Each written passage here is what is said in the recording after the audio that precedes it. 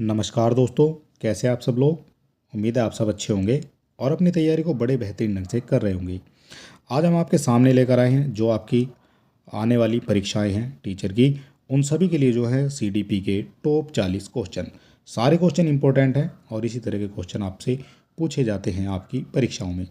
CTET का जो exam है वो आने वाला है आपका दिसंबर में, उसके लिए इम्पोर्टेंट वीडियो आपका हो जाएगा। तो चलिए देर बिल्कुल नहीं करेंगे, शुरू करेंगे आज का हमारा इम्पोर्टेंट वीडियो। सारे क्वेश्चन आपसे जो है पहले पूछे गए हैं और इसी तरह के क्वेश्चन बार बार आपकी परीक्षाओं में पूछे जाते रहे हैं। साथ के साथ हम इनके आंसर भी आपको बताते चलेंगे। बाल विकास की दृष्टि में कौन निम्न में से बाल विकास की दृष्टिकोण से निम्न में से कौन सी युक्ति सबसे महत्वपूर्ण है। तो सबसे महत्वपूर्ण युक्ति कौन सी है, तो ये हो जाती है वंशानुक्रम व वातावरण। इंपॉर्टेंट क्वेश्चन ये हो जाएगा, बी हो जाता है यहाँ पर इसका करेक्ट आंसर। बच्चे की बुद्धि लब्धि 90 से 110 के मध्य है, तो वे कैसा बुद्धि का होगा। 90 से और 110 के मध्य जो बुद्धि होती है वो होती है सामान्य बुद्धि। ठीक है। जब सोचने की प्रक्रिया किसी भाषा द्वारा प्रभावित होती है तो इस स्थिति को क्या कहा जाता है। सोचने की प्रक्रिया किसी भाषा द्वारा प्रभावित होती है तो इसको कहा जाता है भाषा निर्धारित। ऑप्शन नंबर बी यहाँ पर आपका करेक्ट हो जाएगा। बच्चे के निःशुल्क एवं अनिवार्य शिक्षा का अधिकार अधिनियम निम्न में से कितने वर्ष के बच्चों के लिए लागू होता है। जो निःशुल्क एवं शिक्षा अनिवार्य शिक्षा का जो अधिकार है ये कितने वर्ष के बच्चों पर लागू होता है, तो ये होता है आपका 6 से 14 वर्ष। 6 वर्ष से और 14 वर्ष के बच्चों के लिए जो है ये लागू होता है। अपने शिष्य के संवेगात्मक विकास के लिए किसी अध्यापक को निम्न में से क्या करना चाहिए। किसी अध्यापक को क्या करना चाहिए अपने शिष्य के संवेगात्मक विकास के लिए, तो अपने शिष्य के प्रति प्रेम तथा स्नेह विकसित करना चाहिए। ऑप्शन नंबर बी यहाँ पर आपका करेक्ट हो जाएगा। एक बच्चे की बुद्धि और विकास के अध्ययन के लिए सर्वाधिक अच्छी विधि कौन सी है। एक बच्चे की बुद्धि और विकास के लिए अध्ययन के लिए सर्वाधिक जो अच्छी विधि है वो है उसकी विकासीय विधि। ऑप्शन नंबर सी बिल्कुल करेक्ट यहाँ पर हो जाएगा। कोलबर्ग के अनुसार सही और गलत के बारे में निर्णय लेने के लिए शामिल चिंतन प्रक्रिया को क्या कहा जाता है। कोलबर्ग के अनुसार कहा जाता है चिंतन करने की प्रक्रिया को, तो ये कहा जाएगा नैतिक तर्कना। ऑप्शन नंबर बी यहाँ पर आपका करेक्ट हो जाता है। गार्डनर ने 7 बुद्धि का जो अधिमान निर्धारित किया है, निम्न में से कौन सा इनमें से नहीं है। तो इनमें से आपका नहीं है वो हो जाता है भावात्मक बुद्धि, जबकि स्थान संबंधी हो जाती है, अंतर्वैयक्तिक हो जाती है और भाषात्मक भी हो जाती है, लेकिन भावात्मक नहीं होगी। ऑप्शन नंबर बी यहाँ पर आपका करेक्ट हो जाएगा। इनमें से कौन सी मूल प्रवृत्ति बच्चों को सीखने के लिए सबसे ज़्यादा अभिप्रेरित करता है।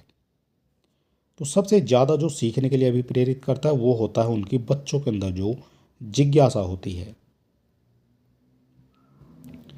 यदि एक बच्चे की मानसिक आयु 5 वर्ष है और वास्तविक आयु 4 वर्ष है तो उस बच्चे की बुद्धि लब्धि क्या होगी। तो उस बच्चे की जो बुद्धि लब्धि है वो हो जाती है यहाँ पर 125। निकालेंगे कैसे, तो आप अगर फॉर्मूला नहीं जानते तो आप एम वी याद रख सकते हैं, m/v गुना 100। ठीक है, तो इस तरह से कैसे निकालेंगे, तो m4 मानसिक आयु कितनी है तो 5 वर्ष है, नीचे है v4 वास्तविक आयु, ये देसी फॉर्मूला है, तो नीचे का आ जाएगा आपका 4 गुना करेंगे तो 100। ठीक है, जब 4 से काटेंगे तो यहाँ आ जाएगा 25 और 25 गुना 5 करेंगे तो 125 यहाँ पर आपका निकल कर आ जाएगा। ऑप्शन नंबर ए यहाँ पर आपका करेक्ट हो जाता है। हकलाने का मनोवैज्ञानिक कारण निम्न में से क्या हो सकता है। हकलाने का जो मनोवैज्ञानिक कारण है वो हो सकता है संवेगों का जो तीव्र परवाह कर रहे हैं, तो फिर ये हकलाने का कारण यहाँ पर बन सकता है। मनोवैज्ञानिक शिक्षा का जो आधारभूत विज्ञान है यह किस मनोवैज्ञानिक द्वारा कहा गया है। तो यह कहा गया है स्किनर के द्वारा। ऑप्शन नंबर बी यहाँ पर आपका करेक्ट हो जाएगा। जिस प्रक्रिया में व्यक्ति मानव कल्याण के लिए परस्पर निर्भर होकर व्यवहार करना सीखता है उस प्रक्रिया को क्या कहा जाता है। तो उस प्रक्रिया को कहा जाएगा समाजीकरण। ऑप्शन नंबर ए यहाँ पर आपका करेक्ट हो जाता है। हिंदी अक्षरों को बालक कितने वर्ष की आयु में पहचानने लगते हैं? हिंदी जो अक्षर होते हैं बालक कितने वर्ष की आयु में पहचानने लगते हैं?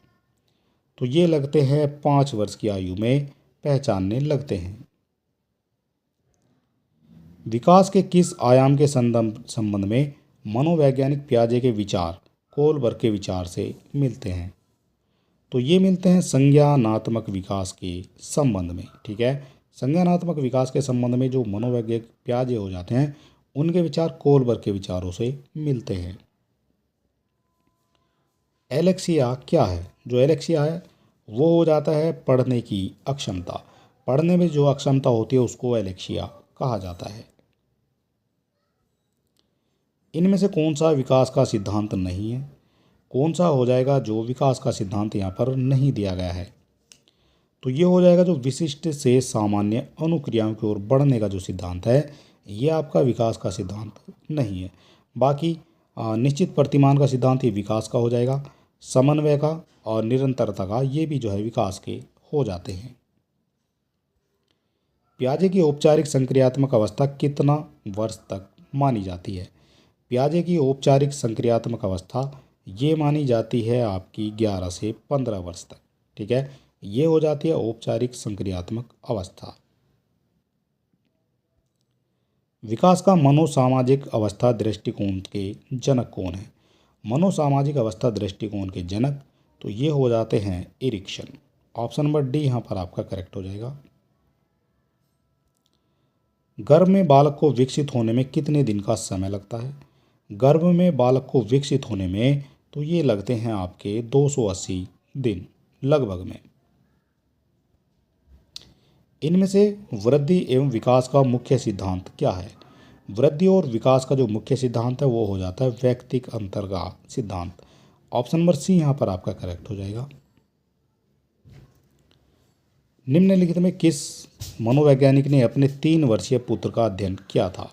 कौन हो जाते हैं मनोवैज्ञानिक जिन्होंने अपने 3 वर्षीय पुत्र का अध्ययन किया था? तो ये हो जाते हैं पेस्टोलॉजी। ऑप्शन नंबर ए यहाँ पर आपका करेक्ट हो जाएगा।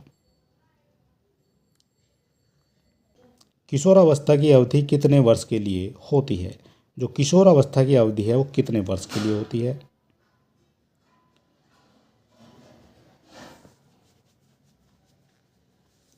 तो किशोरावस्था की जो अवधि है ये होती है 12 से 19 वर्ष के लिए। ऑप्शन नंबर ए यहाँ पर आपका करेक्ट हो जाता है। बाल विकास की दृष्टिकोण से निम्न में से कौन सी युक्ति सबसे महत्वपूर्ण है? बाल विकास के दृष्टिकोण से निम्न में से कौन सी युक्ति सबसे महत्वपूर्ण है? तो बाल विकास के दृष्टिकोण से सबसे जो महत्वपूर्ण युक्ति है वो हो जाती है वंशानुक्रम व वातावरण।